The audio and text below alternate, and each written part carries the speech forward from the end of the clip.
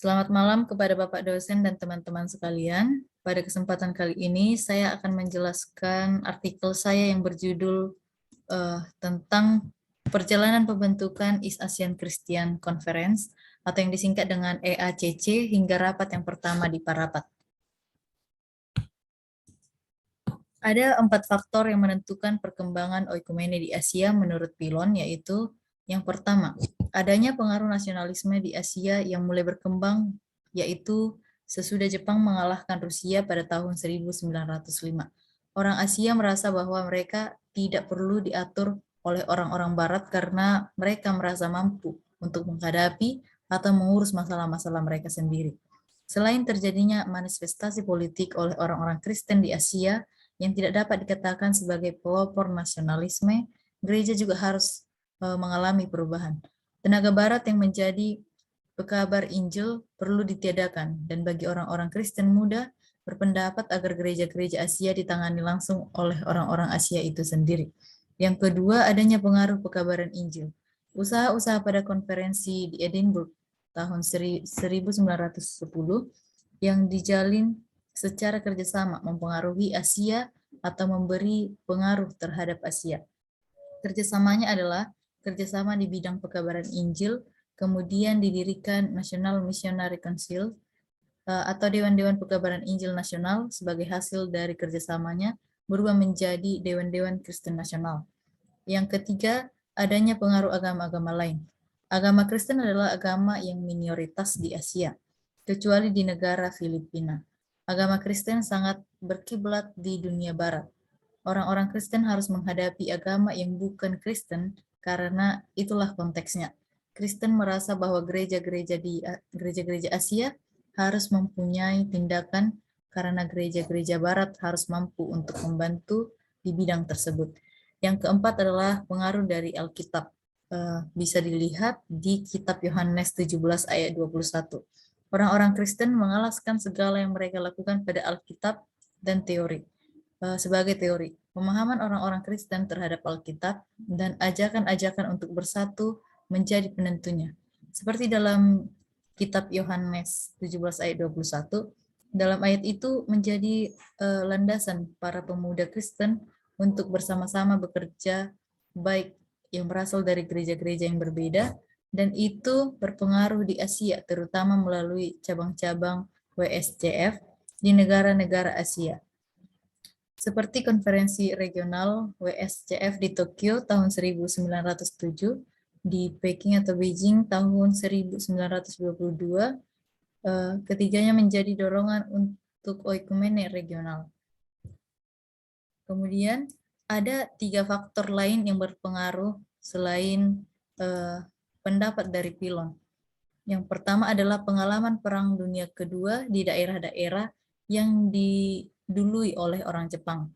Saat itu bantuan seperti material dan personil dari Barat mengatur diri sendiri dengan terpaksa, sehingga sering terlihat atau tampak bahwa pendeta-pendeta Jepang membantu gereja-gereja pribumi. Dari satu orang Kristen menyadari bahwa kekristenan di Asia masih sangat luas dan tidak terbatas pada gereja itu sendiri. Yang kedua adalah proses dekolonisasi yang menyusul Perang Dunia Kedua. Negara-negara Asia dengan kuasa-kuasa penjajah mereka melihat adanya kerjasama regional. Begitu juga terjadi di gereja-gereja Asia yang sadar bahwa mereka sedang dalam persoalan-persoalan yang serupa seperti agama-agama dan kebudayaan Asia dan pembangunan negara yang baru merdeka dan lain-lain. Dewan Gereja-Gereja Sedunia masih ditentukan oleh gereja-gereja Barat. Contoh persatuan gereja-gereja di Asia adalah Gereja India Selatan, disingkat dengan CSI. CSI dibentuk mulai pada tahun 1908 dengan SIUC, South India United Church, yang merupakan persatuan gereja dari Presbyterian dan Kongregasionalitas. Tahun 1913 ada 33 orang yang bertujuan untuk membuat suatu gereja di India Selatan bagi Kristen yang menerima Alkitab di Transqueber. SIUC menyambut dengan baik rancangan tersebut dan panitia yang ditunjuk adalah Gereja Anglikan dan gereja Metodis.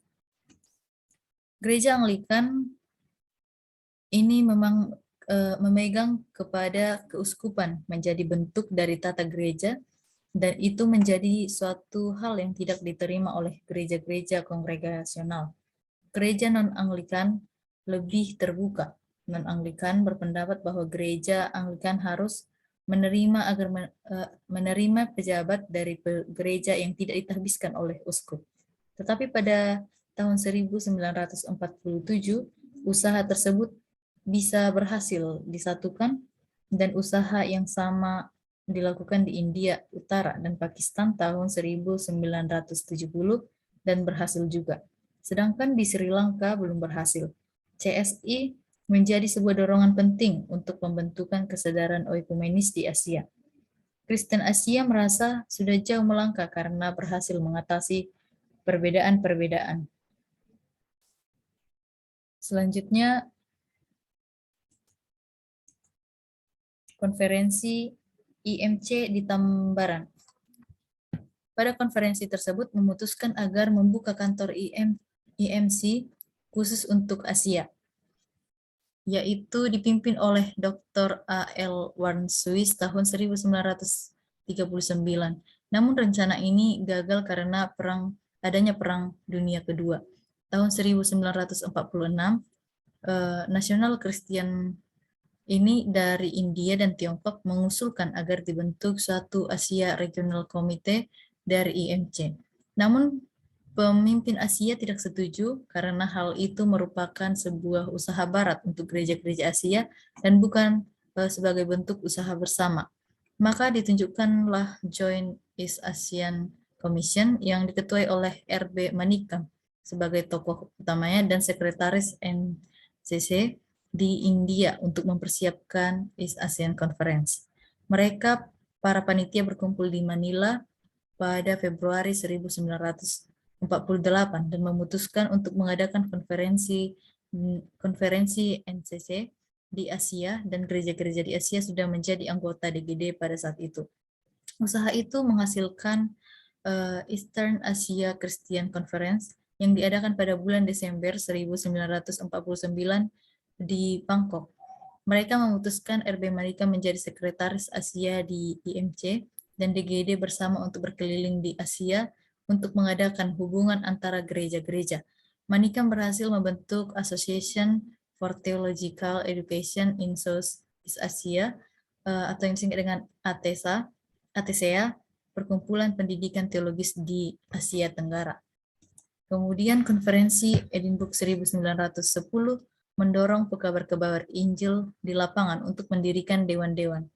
Pada bulan November 1913 sampai April 1913, John Mott, ketua Continuation Committee Edinburgh, dia mengunjungi negara yang di Asia untuk mendapatkan dukungan dari lembaga-lembaga pegabaran Injil untuk pembentukan IMC.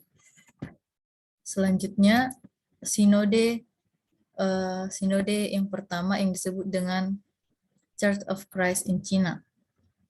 Di dalam sinode tersebut, semua gereja dan kelompok Kristen yang mengalami Yesus Kristus sesuai Alkitab diundang dan dikumpulkan. Atau ini bisa dilihat kemiripannya dengan dasar DGD. Dan gereja Anglikan beserta gereja-gereja Lutheran tidak ikut serta menuju konferensi gereja-gereja yang esa. Dalam sinode tersebut, persekutuannya semakin meningkat. Tahun 1940, gereja-gereja Protestan di Jepang membentuk Gereja Kristen di Jepang, atau yang disebut dengan Nippon Krisuto Kyodan. Persatuan tersebut ada karena keadaan politik untuk mendapatkan pengakuan oleh pemerintah, sehingga mereka bersatu. Dalam persatuan yang terpaksa tersebut, gereja Lutheran dan beberapa gereja konservatif keluar, sedangkan yang tetap bersatu adalah Metodis, Kongregasionalis, dan sebagian gereja-gereja Presbyterian. Tetapi sejak abad itu orang Kristen Jepang tidak semua ingin menjadi anggota salah satu gereja karena menganggap itu adalah sebuah tanaman barat atau non-church movement. Selanjutnya, konferensi kedua yang diadakan di Parapat pada Maret 1957, membicarakan tentang The Common Evangelistic Task atau tugas penginjilan bersama di Asia yang sedang mengalami revolusi. Keputusannya adalah mendirikan suatu dewan dengan nama yang sama, yaitu East Asian Christian Conference, disingkat dengan EACC. Pada Mei 1959 di Kuala Lumpur, didirikan EACC untuk melaksanakan bersama tugas yang dipercayakan Tuhan kepada gereja. Anggota EACC yaitu gereja-gereja Dewan Gereja-Gereja Nasional. Anggotanya bertambah dari 48 menjadi 92 dan kantor EACC berada di Bangkok. Dan tahun 1969 serta 1968 diadakan sidang EACC di Bangkok. Pada tahun 1973, EACC diubah menjadi CCA atau Christian Conference of Asia. Dan tahun 1974 kantornya dibuka di Singapura. Kemudian Jerih dan Jiang melaporkan bahwa 22 gereja DGI bergabung menjadi anggota CCA. Tahun 80-an gereja-gereja Indonesia dengan CCA mengalami ketegangan.